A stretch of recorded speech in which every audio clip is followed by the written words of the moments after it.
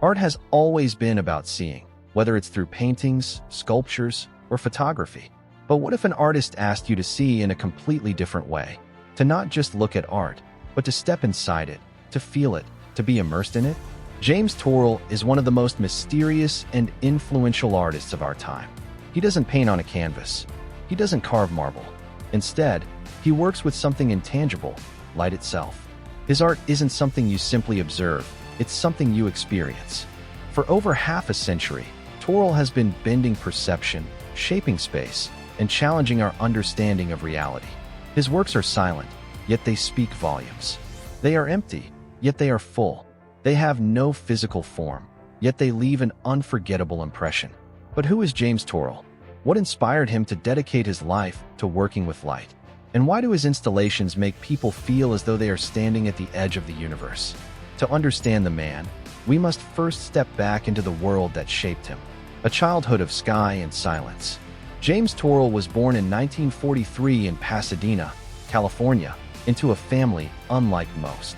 His parents were devout Quakers, a religious group known for their simplicity, silence, and deep spiritual connection to the world.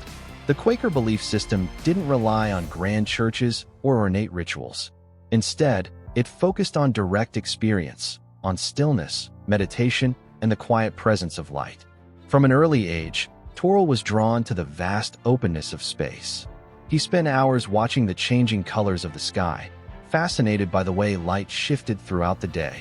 This childhood awareness of light as something fluid, something almost alive, would stay with him forever. But James Turrell wasn't just a dreamer.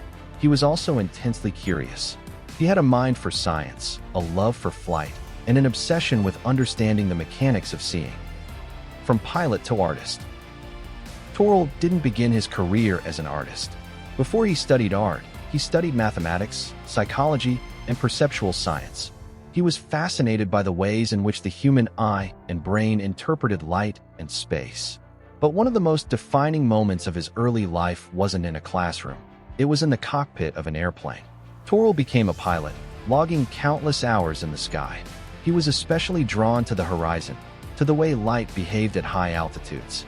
There was something about flying that changed the way he saw the world, how colors blended, how the earth met the sky, how light seemed to exist as a presence of its own. This fascination with light as an experience, rather than an object, would become the foundation of his artistic vision. In the 1960s, Turrell enrolled at the University of California, Irvine, to study art. But unlike many of his peers, he wasn't interested in traditional forms of painting or sculpture. Instead, he started experimenting with light as a medium. His early works were radical. He created spaces where light itself became the art, rooms where glowing forms seemed to hover in space, where walls disappeared, where color existed without shape. These were not paintings. These were environments, and they were just the beginning. The art of perception. Turrell's breakthrough came in the late 1960s when he began working with what he called projection pieces. These were not ordinary artworks. Instead of using paint, Turrell used light to create illusions of three-dimensional geometric shapes floating in space. People would walk into a gallery and see a glowing cube in the corner, only to realize that there was nothing there. The cube was just light, carefully shaped and controlled to trick the brain into seeing depth where there was none. This was more than just art. It was an exploration of perception itself. Turrell's work was deeply influenced by the 1960s light and space movement in California, a group of artists exploring how light and color affected human perception. But while others used reflective surfaces or minimalist design, Turrell stripped everything away. His art was pure light, nothing more, nothing less. His work challenged the very nature of seeing. What was real? What was illusion? Could light itself be considered a solid form? These were the questions Turrell wanted his audience to wrestle with. By the 1970s, he had moved beyond gallery spaces. He wanted something bigger, something that would truly immerse the viewer in the experience of light. That's when he discovered the project that would define his life. Roden Crater, a monument to the sky. In 1977, Turrell made a decision that seemed almost impossible. He purchased an extinct volcanic crater in the Arizona desert, a massive, 400,000-year-old geological formation. His plan? to transform it into the largest artwork in human history. Roden Crater was not just an installation. It was an entire landscape designed to merge the earth and sky into one. Turrell began carving tunnels and chambers into the crater, aligning them with celestial events.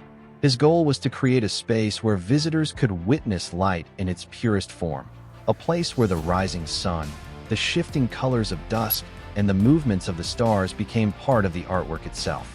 For over 40 years, Turrell has been working on Roden Crater.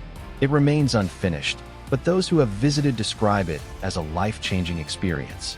The crater transforms the act of looking into something sacred, an interaction with the very forces of the universe. But while Roden Crater is Turrell's grandest project, his influence extends far beyond the Arizona desert. A global legacy of light. Turrell's installations exist all over the world, in museums, galleries, and even remote landscapes.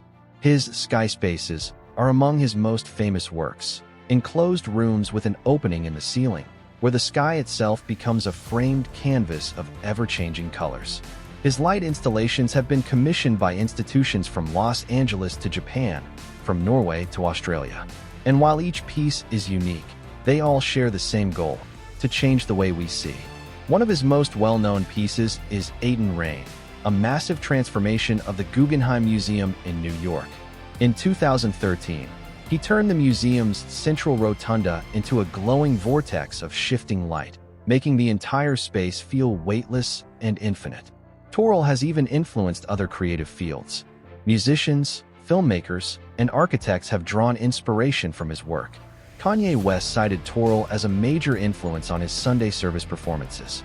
Filmmakers like Christopher Nolan have studied his use of perception and space. His impact extends far beyond the art world. The philosophy of light. Turrell's work is not just about aesthetics. It's about philosophy, science, and the nature of human consciousness. He often says that he doesn't create light, he reveals it. His art is about making people aware of their own perception, about making them question how they see the world. His Quaker upbringing plays a role in this. The silence, the meditation, the focus on inner experience, all of these ideas are embedded in his work. To step inside a Turrell installation is to step into a space of reflection, where time slows down and the mind becomes still. He believes that light is not just a physical phenomenon, it's a spiritual one. It connects us to something greater, something beyond ourselves. James Turrell is an artist who does not create objects. He creates experiences. He sculpts the invisible. He makes light feel tangible. His work is not about what you see, but how you see. In a world filled with distractions, Turrell reminds us to slow down, to look, and to truly experience the present moment. So the next time you see a sunset, a shifting sky, or a beam of light cutting through a dark room, pause. Take it in. Because, in that moment, you are seeing the world the way James Turrell does. And that is a work of art.